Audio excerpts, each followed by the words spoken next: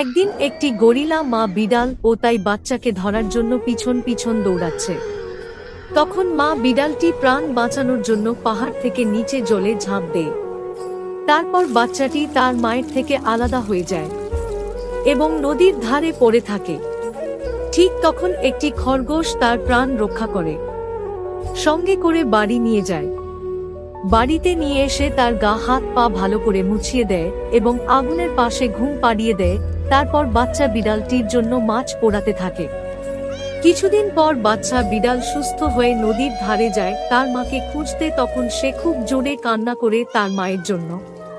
কিছু দূরে গিয়ে তার মায়ের কঙ্কাল দেহটা দেখতে পায়। তখন সেই বাচ্চা বিড়ালটি খুব কান্নাকাটি করে কঙ্কাল দেহটা নিয়ে গিয়ে কবর দিয়ে দেয়। এই গল্পে আমরা কি শিখলাম?